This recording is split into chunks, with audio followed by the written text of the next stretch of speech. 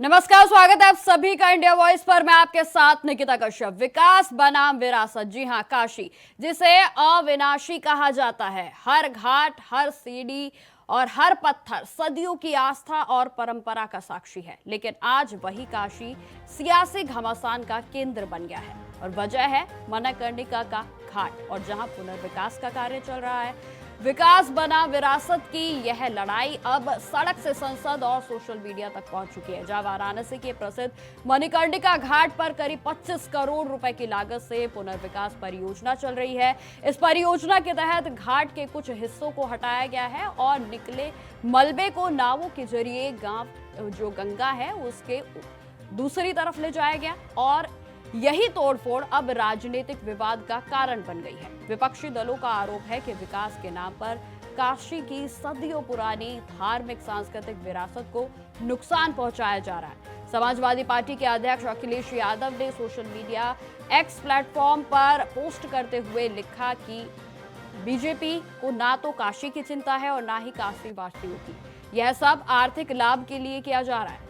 वहीं उन्होंने यह भी लिखा कि अविनाशी काशी ही बीजेपी के विनाश का कारण बनेगी। अखिलेश यादव का कहना है कि जिन घाटों से काशी की पहचान जुड़ी है उनके साथ छेड़छाड़ आस्था और परंपरा दोनों पर चोट है। तो वहीं कांग्रेस के महासचिव प्रियंका गांधी का भी इस पर प्रतिक्रिया सामने आई है, जहां उन्होंने भी नाराजगी जताई है और उन्होंने लिखा कि मणिकर्णिका घाट पर बुलडोजर चलाना बेहद ही दुर्भाग्यपूर्ण है। तो साथ ही बताते चले कि कांग्रेस के अध्यक्ष मल्लिकार्जुन खड़गे ने तो सीधे प्रधानमंत्री नरेंद्र मोदी को टैग करते हुए दो बड़े सवाल किए हैं। पहले सवाल में उन्होंने कहा कि क्या विरासत को बचाकर जीर्णोद्धार या सौंदर्यकरण संभव नहीं है। तो वहीं उनका दूसरा सवाल यह है कि सैकड़ों साल पुरानी मूर्तियां और कलाकृतियों को मलबे में क्यों डाला गया, जबकि उन्हें संग्रहालय में संरक्षित रखा जा सकता है। हालांकि आपको बता दें कि जिला प्रशासन ने इन आरोपों को सिरे से खारिज कर दिया है, जहां प्रशासन का कहना है कि तोड़फोड़ के दौरान जो भी प्राचीन कलाकृतियां हैं, मूर्तियां हैं, जो भी मिली हैं, उन्हें सांस्कृतिक विभाग की मदद से संरक्षित किया गया है और इन सभी धरोहरों को गुरुधाम में संरक्षित किया जाएगा, वहां रखा जाएगा। अब सवाल यह है कि क्या विकास और विरासत के बीच संतुलन संभव नहीं है? क्या अविनाशी काशी इस बार सियासी जंग की सबसे बड़ी कीमत चुका रही है? तो इन्हीं सभी सवालों के साथ आज की इस चर्चा की शुरुआत करते हैं, और जिसमें आपको बता दें कि हमारे साथ हमारे मेहमान भी जुड़ चुके हैं। मेहमानों के पास जाने से पहले आपको बता दें कि कांग्रेस की क्या कुछ मांगे हैं। कांग्रेस का कहना है कि काशी में धर्माचार्यों से बातचीत करनी चाहिए। जिस तरीके से पुनर्विकास किया जा रहा है और पुनर्विकास को उनकी ओर से ध्वस्तीकरण कहा जा रहा है, और जहां दाल मंडी क्षेत्र के लिए भी पूरा पुनर्वास प्लान तैयार करने की मांग कांग्रेस की ओर से की गई है। तो तमाम मांगे हैं जो कि कांग्रेस की ओर से की जा रही है, जहां मणिकर्णिका घाट पर जारी कार्रवाई को तत्काल प्रभाव से रोकने की मांग भी कांग्रेस की ओर से की गई, और साथ ही साथ उनका यह भी कहना है कि काशी में धर्माचार्यों से बातचीत की जाए और आगे का फैसला उनके सुझावों के अनुरूप ही लिया जाए। तो तमाम बातें हैं जो उनकी ओर से कही जा रही हैं, जहां कांग्रेस के साथ साथ समाजवादी पार्टी भी पूरे तरीके से उत्तर प्रदेश की सरकार पर हमलावर है, भारतीय जनता पार्टी पर पूरे तरीके से हमलावर है। जहां आपको बताते चले कि कांग्रेस के खासतौर पर मणिकर्णिका घाट को लेकर जिस तरीके से अभी कार्रवाई की जा रही है, पुनर्वास को लेकर जो बुलडोजर की कार्रवाई वहां हो रही है, उसको लेकर उन्होंने रोष व्यक्त किया है, जहां उन्होंने मांग की है कि दाल मंडी को बर्बाद करने का काम रोका जाए। उन्होंने यह भी बात कही। तो वही आपको बताते चले कि मणिकर्णिका घाट को लेकर भी पंडितों आचार्यों से बात करने की बात उनकी ओर से कही गई है।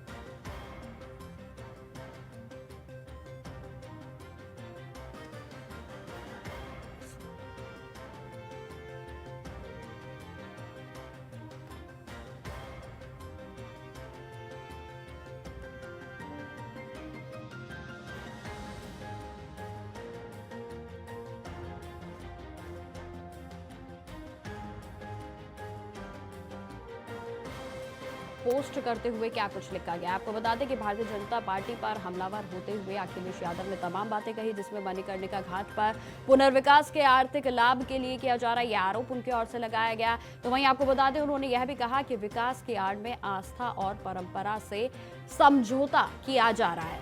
तो वहीं उन्होंने यह भी कहा है कि काशी ही बनेगी बीजेपी के विनाश का कारण। तो ये बड़ी बात बड़ा आरोप उनकी ओर से लगाया गया, जहां आपको बता दें कि उन्होंने बीजेपी के विकास मॉडल पर तमाम गंभीर सवाल खड़े किए हैं।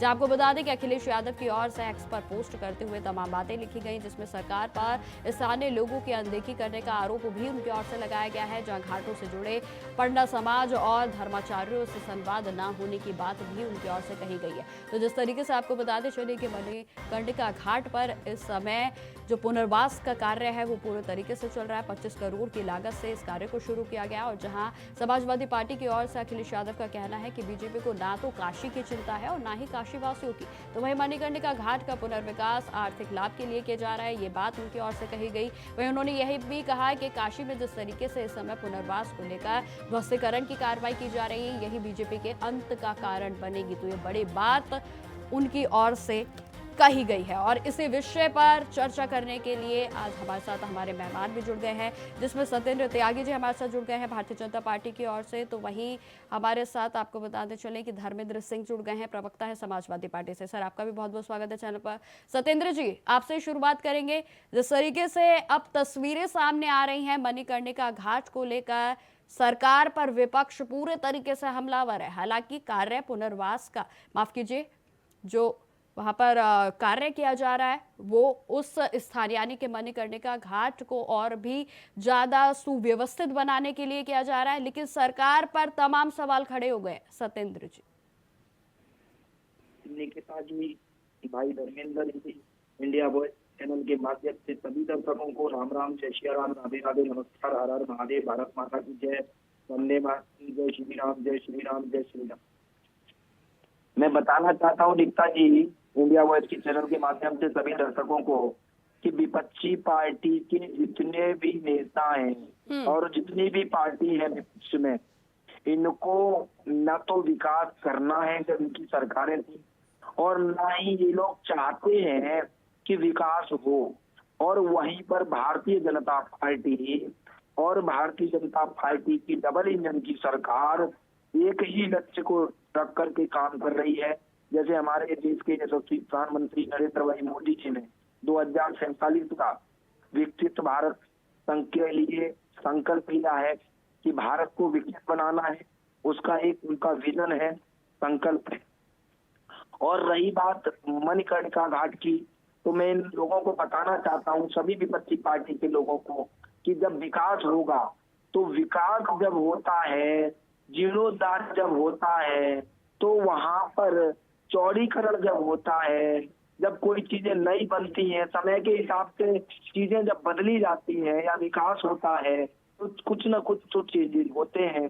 और जिला प्रशासन ने भी ये बता दिया। सत्येंद्र जी, बेशक पुनर्विकास का कार्य किया जा रहा है सरकार की ओर से, इसको और भी आगे बढ़ावा देने के लिए पर्यटन की दिशा से देखा जाए या विकास की दिशा से देखा जाए, किया जा रहा है। लेकिन सवाल यहाँ सत्येंद्र जी जो उठ रहा है, गलत मैसेज जो जा रहा है, वो ये है कि जो पुरानी मूर्तियां हैं उनको ध्वस्त किया जा रहा है। 1780 से दशक की जो मूर्तियां हैं उनका ध्वस्तीकरण किया जा रहा है, और इसी को लेकर विपक्ष पूरे तरीके से हमलावर है। सत्येंद्र जी, निकिता जी, ये लोग जो ट्विटर करके जो खेलते हैं और जो झूठ फैलाने का काम करते हैं, वो सरासर गलत है।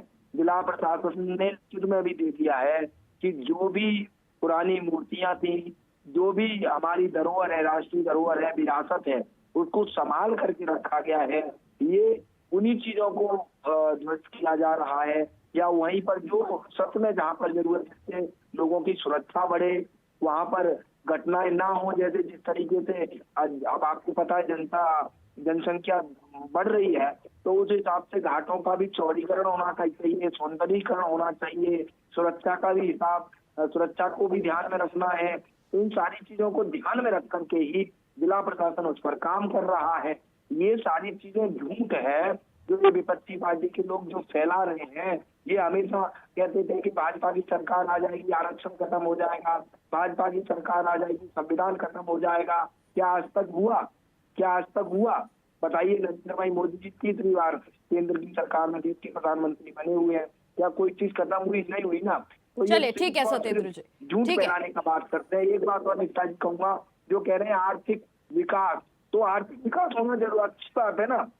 यदि प्रदेश की जनता का, वहाँ के स्थानीय लोगों का यदि आर्थिक विकास होगा, तो इसमें गलत क्या है? यही तो सरकार की मानसिकता होनी चाहिए। और ये परिवारवाद वाली पार्टी तो है नहीं कि समाजवादी पार्टी राष्ट्रीय अध्यक्ष अखिलेश यादव जी ने कह दिया। तो अगर वो विकास की बात करते हैं तो आर्थिक विकास, पर्सनल आर्थिक विकास होता है। लेकिन अभी जब योगी जी और मोदी जी की सरकारों में जो काम होता है वो पर्सनल किसी का विकास नहीं होता है, वो देश का विकास होता है, प्रदेश का विकास होता है, उस जिले का विकास होता है, स्थानीय जनता जो होती है। ठीक है सत्येंद्र जी, ठीक है, मैं दोबारा से आपके पास आऊंगी। धर्मेंद्र जी भी हमारे साथ जुड़े हैं। धर्मेंद्र जी, आपके पास आना चाहूंगी। देखिए, तमाम बातें जो है वो विपक्ष की ओर से कही जा रही हैं, तमाम आरोप भी लगाए जा रहे हैं, फिर चाहे समाजवादी पार्टी की बात हो, चाहे कांग्रेस की बात हो। लेकिन धर्मेंद्र जी, मैं आपसे यहाँ पूछना चाहूंगी, देखिए पुनर्वास भी तो जरूरी है ना। निकिता जी नमस्कार। देखिए, 2-3 बड़ी महत्वपूर्ण बातें हैं। समाजवादी पार्टी विकास के खिलाफ नहीं है, लेकिन विकास को विकास बना देना ये भारतीय जनता पार्टी का आदत बन चुकी है। दूसरी चीज, बुलडोजर चलाना आसान है, लोगों की रिहाइश तोड़ना आसान है, लोगों की दुकान तोड़ना। बिल्कुल बिल्कुल सत्येंद्र जी बोलिए। मेरी आवाज नहीं जा रही है? बिल्कुल, मुझे आ रही है आपकी आवाज। अच्छा, मैं कह रहा हूँ बुलडोजर चलाना आसान है, किसी की रिहाइश तोड़ना आसान, दुकान तोड़ना आसान है, रोजगार सृजन करना भाजपा के बस की बात नहीं है। देखिए, ऐसा जो तोड़ा जाता है, जो इस तरह की चीजें होती है समय के साथ, वो पहले पुनर्वास होता है, पहले उनका चयन होता है। और तमाम हेरिटेज बिल्डिंग ये केवल इसलिए कोई रास्ता तोड़ा करना, उसको मिटाना डेवलपमेंट नहीं हो सकता, उसका प्रयास नहीं हो सकता। ये केवल और केवल फेक बात है, फेक नैरेटिव प्रस्तुत करती है। जबकि सत्य है कि भारतीय जनता पार्टी का विकास, आर्थिक उन्नति से कोई लेना देना नहीं है। उत्तर प्रदेश के अंदर, वाराणसी के अंदर, वाराणसी आपको याद होगा 12 से 17 के बीच में हम लोगों ने समाजवादी पार्टी की सरकार वाराणसी की सड़कों को चौड़ा करने का किया था, और बहुत बड़े पैमाने एक भी डिस्प्यूट आया हो, एक लोगों ने आरोप लगाया हो कि जात के आधार, धर्म के आधार पर या चिन्हित करके पार्टी के आधार पर किसी की रिहाई तोड़ी गई हो, कोई पर्टिकुलर सड़क तोड़ी गई हो, तो जो मुख्य मार्ग से सबकी सहमति से उनको उचित मुआवजा देकर उनको संतुष्ट करके तब इंक्रोचमेंट अब जो ज्यादा बढ़ते हुए थे उसको चौड़ीकरण किया सड़कों का।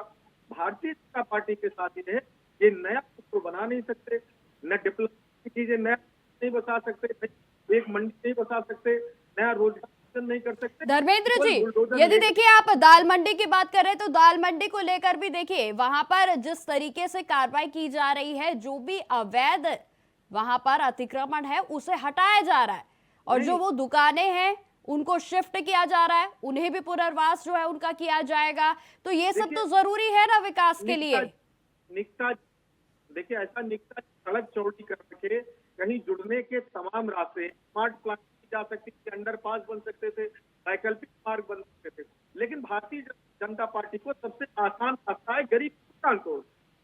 अरे गरीब की दुकान तोड़ दो। अगर लगता है आपको कि ये बिना कोई रास्ता, तो सबसे पहले उसको पुनर्वास की करो, उसको बताओ कि आप सारे लोगों को फला जगह पर आपको दुकान दी जाए, उचित मुआवजा दे रहा, क्षति नहीं होने पाएगी, सब लोग समझ हो जाएंगे। ठीक है धर्मेंद्र जी, मैं इस पर सत्येंद्र जी आपसे सवाल लेना चाहूंगी। देखिए, ये बात भी बिल्कुल ठीक है, यदि आप विकास कर रहे हैं तो उसके लिए पहले प्रॉपर जो प्लान है वो तैयार किया जाना चाहिए, और उसके दरमियान ये पहले सोचना चाहिए, अगर दाल मंडी की बात की जाए कि आखिर वो दुकानें यदि शिफ्ट की जा रही हैं तो लोगों को वो दुकानें मिले, मुहैया हो, उनका पुनर्वास जो है वो सही तरीके से हो, ये भी तो सुनिश्चित करना सरकार की जिम्मेदारी है ना सत्येंद्र जी। देखिए निकिता जी, मैं बताना चाहता हूँ अपने भाई समाजवादी पार्टी के प्रवक्ता जी को कि सारी चीजें नियम कानून के हिसाब से होती हैं।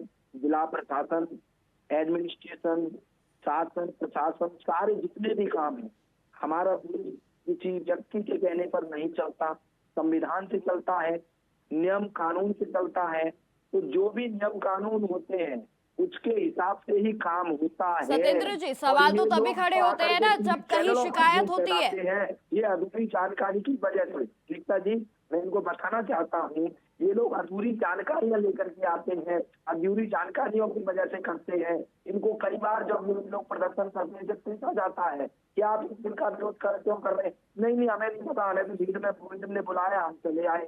तो इन लोगों को कुछ नहीं है। ये मोदी जी का विरोध करते करते, योगी जी का विरोध करते करते ये देश का विरोध करने लगते हैं, ये पूरे देश का विरोध करने लगते हैं। इनकी यही आदतें हैं, विपक्षी पार्टियों की। बस, और इनके अलावा इनका और कुछ भी नहीं है। इनके अलावा इनके पास कुछ भी नहीं है। मोदी जी और योगी जी का देश विरोध करते करते ये पाकिस्तान के समर्थन में आ जाते हैं, ये बांग्लादेश के समर्थन में आ जाते हैं, ये तुष्टीकरण की राजनीति करते करते हिंदुओं को गाली देने लगते हैं, सनातन को गाली देने लगते हैं। इनकी यही मानसिकता जो है ये बिल्कुल खराब है विपक्षी पार्टी के लोगों की। तो ऐसे ही जब विकास विकास हो रहा होता है, जीर्णोद्धार हो रहा होता है, तो इन्हें सिर्फ विरोध करना है। इनको ये नहीं देखना है कि कौन सी चीज जनता के लिए है, कौन सी चीज जनता के विरोध में है। तो सत्येंद्र जी, मैंने आपसे अभी बीच में भी बोला था कि देखिए, आवाज तभी उठती है जब कहीं शिकायत होती है। देखिए हमारे देश में 140 करोड़ देशवासी हैं। अब उसमें से आवाज कौन उठा रहा है? ये समाजवादी पार्टी के जो नेता हैं, जो विपक्षी पार्टी के नेता हैं, वो तो हर चीज का विरोध करते हैं। वो तो 370 हटाई उसका विरोध कर रहे हैं। किसको, इनको क्या दिक्कत थी? राम मंदिर हो गया उसकी विरोध कर रहे हैं, इनको क्या दिक्कत थी? जब कोई भी नियम कानून देश इसमें राष्ट्र इसमें भी आता है, जी राम जी बिल बन करके जो अभी आया है उसका भी विरोध कर रहे हैं। तो इनको तो विरोध करना ही करना है। पाकिस्तान पर एयर स्ट्राइक हुई, पाकिस्तान में जाकर के हमारे मोदी ने और देश की सेना ने वहां पर एयर स्ट्राइक करी, उसका भी सबूत मांगने लग गए। अरे भाई, आप पाकिस्तानी हो कि भारतीय हो? तो मैं यही कहना चाहता हूँ इन लोगों से कि ये मोदी जी और योगी जी का विरोध करते करते ये देश का विरोध करने लगते हैं। इनको अपनी मानसिकता को सुधारना पड़ेगा, अपनी विचारधारा को सुधारना पड़ेगा, तुष्टीकरण की राजनीति से उठ करके ऊपर आना पड़ेगा। ठीक है सत्येंद्र जी, तो धर्मेंद्र जी, क्या वाकई ये सच है जिस तरीके से सत्येंद्र जी बोल रहे हैं कि भाई सरकार कोई भी काम करे, कोई भी योजना आए, कोई भी नया काम जो है सरकार की ओर से किया जाए या प्रशासन की ओर से किया जाए, लेकिन विपक्ष को सवाल खड़े करने ही हैं? धर्मेंद्र जी। निकिता जी, मुझे फिर से एक मिनट दीजिएगा।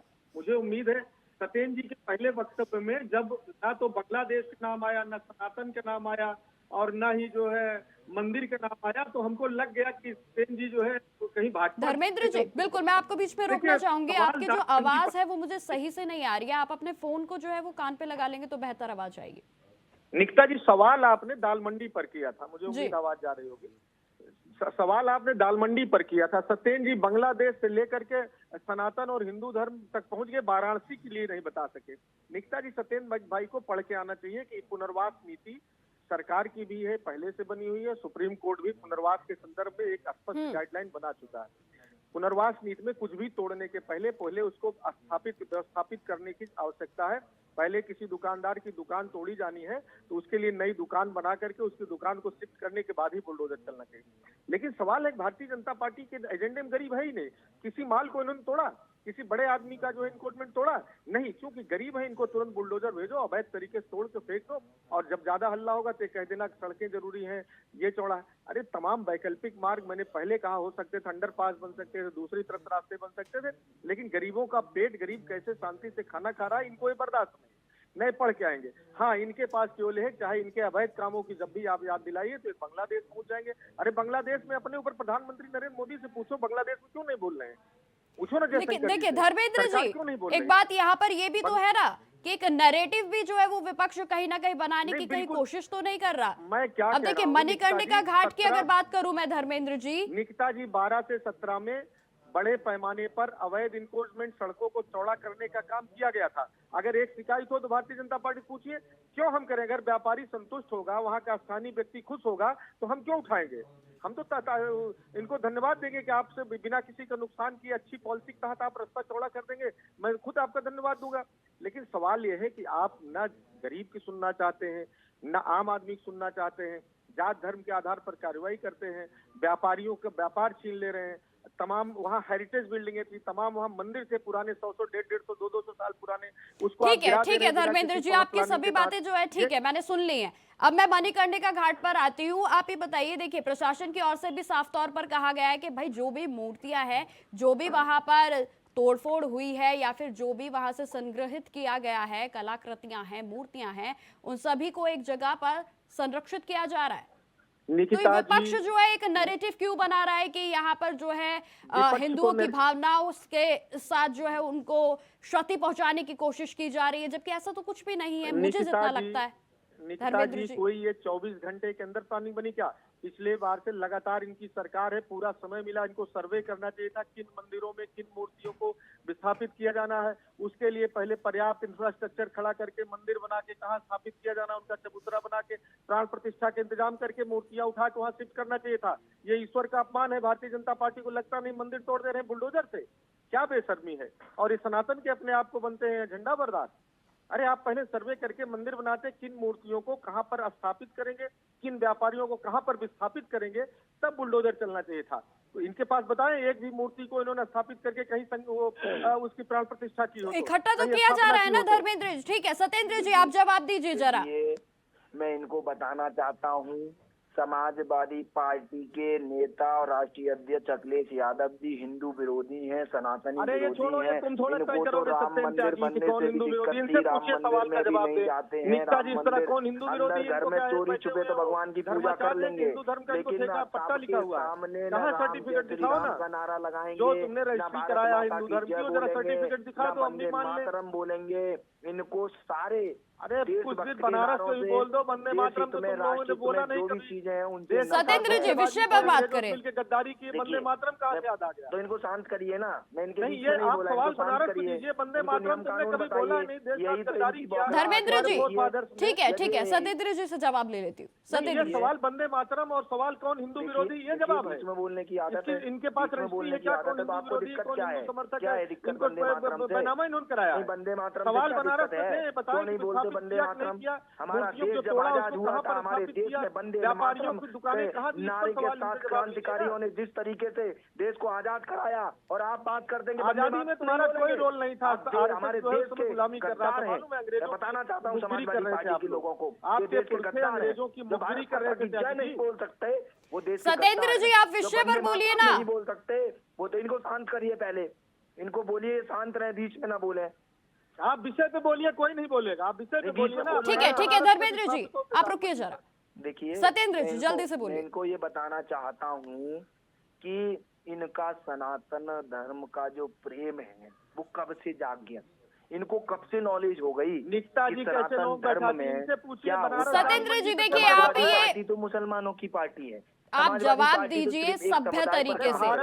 आप लोगों को भी क्या हमें ही समझाना पड़ेगा कि किस तरीके से जवाब दिया जाता है? सत्येंद्र जी कैसी बातें कर रहे हैं आप? देखिए मैं इनको बताना चाहता हूँ, और जिला प्रशासन ने भी लिखित में भी दे दिया है, बता भी दिया है, जितनी भी हमारी मूर्तियां थी वो सुरक्षित हैं, और जितनी भी मूर्तियां हैं जितनी भी हमारी नहीं कहाँ पे फिर बीच में बोल रहे हैं, इनको बोलिए पहले शांत रहे। वही तो जानना चाह रहे हैं। नहीं शांत रहो ना, हम जब सवाल पूछेंगे तो आप जवाब नहीं दे पाओगे। कहाँ पे राम मंदिर का कहाँ पे आप रखे हैं मूर्तियां, कहाँ रखी है मूर्तियों की जगह मंदिर होता है। मूर्तियां आपकी जेब में नहीं रखी जाती, मूर्तियों का भविष्य जगह पे नहीं रखा जाता है। कितने बेशरम हो, कितने जो है नहीं आप भारत देश के नागरिक नहीं है, भगवान का नाम लेकर के भगवान को धोखा देते हो। आप पाकिस्तानी हैं, कैसे सनातन की बात करते हो सर? नहीं आती सनातन रहने वाले हैं बताइए। मंदिरों को सुरक्षित रखना, मंदिरों को कोने में फेंक देना मूर्तियों को, ये मूर्तियों की सुरक्षा है निष्ठा जी? नहीं, समाजवादी पार्टी भगवान का भी अपमान लोग हिंदुस्तानी है, क्या वो सनातन धर्म को मानती है, क्या वो राम मंदिर और उसके बाद भगवान की मूर्तियों का अनादर करेंगे?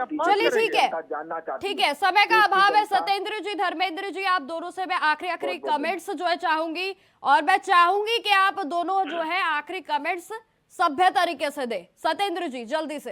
देखिए मैं इंडिया वॉइस के चैनल के माध्यम से सभी दर्शकों को बताना चाहता हूं कि हमारे देश के यशस्वी प्रधानमंत्री नरेंद्र भाई मोदी जी, हमारे प्रदेश के यशस्वी मुख्यमंत्री योगी महाराज जी जो भी काम कर रहे हैं वो सबका साथ, सबका विकास, सबका विश्वास के नारे के साथ 2047 के विकसित भारत के संकल्प के साथ देश हित में, राष्ट्र हित में, प्रदेश हित में, जिले के हित में और स्थानीय जनता के हित में क्या काम अच्छे हो सकते हैं उस काम को लेकर के आगे बढ़ रहे हैं और उस पर ही कार्य कर रहे हैं। विपक्षी पार्टी के जितने भी लोग हैं ये मोदी जी का विरोध करते धर्मेंद्र जी आप क्या कहना चाहेंगे जल्दी लग गए हैं जी। एक बार भी वाराणसी में व्यापारियों के विस्थापन संबंधी इनके पास इनके जबान में एक बार भी उनका नाम नहीं आया। उन गरीबों को एक ऊपर अत्याचार की बात इन्होंने की, अवैध बुलडोजर की बात इन्होंने की। हाँ, यशस्वी प्रधानमंत्री नरेंद्र मोदी जी और यशस्वी मुख्यमंत्री जी ने एक काम किया, वाराणसी के अंदर उस रास्ते पे आने वाली सभी मूर्तियों को कबाड़ खाने में ले जा करके रखने का काम किया।